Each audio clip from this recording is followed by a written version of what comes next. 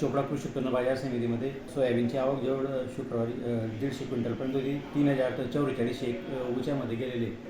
तसेच ज्वारी 2352 पासून 2382 पर्यंत उंचमध्ये विकले गेलेले. तर मका आज जवळजवळ 1100 ते 1200 क्विंटल आलेला आहे.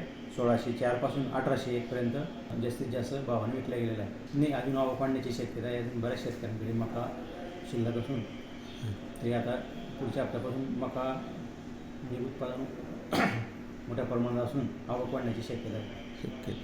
उत्पादन पण पाहिजे तसं आलेलं नाही आहे. जे आलेलं उत्पादन आहे शासनाच्या चुकीच्या धोरणामुळे जे शासकीय खरेदी केंद्र आहे ते चालू झालेलं नाही आहे. त्याच्यामुळे शेतकऱ्यांना आलेला आहे तो माल व्यापाऱ्यांकडे मार्केटला जाऊन विकावा लागतो आहे आणि मार्केटमध्ये जी शासनाची विभाग आहे त्याच्यामध्ये आणि ते आपल्या मार्केटच्या बाजारभावामध्ये फार मोठी तफावत आहे. याच्यामध्ये जेणेकरून शेतकऱ्यांचं नुकसान होतं आहे आणि व्यापाऱ्यांचाच फायदा होतो. खरेदी केंद्र जर लवकर सुरू केली असती तर याच्यामध्ये कुठं काही ना काही थोडाफार शेतकऱ्यांना लाभ झाला असता. जेणेकरून आज मका जो 1200-1500 रुपये विकला जातो आहे तर याच्यामध्ये जी तफावत होते ही तफावत कमी होऊन काही शेतकऱ्यांना थोडाफार तरी लाभ मिळाला असता.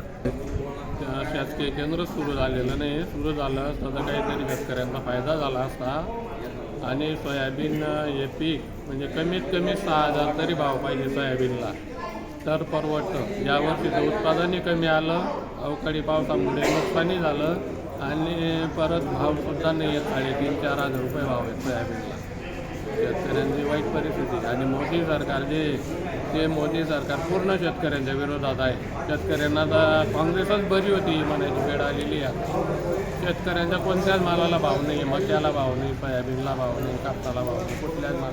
केळीला सुद्धा 200 रुपये क्विंटल केळी कापावी लागली शेतकऱ्यांना.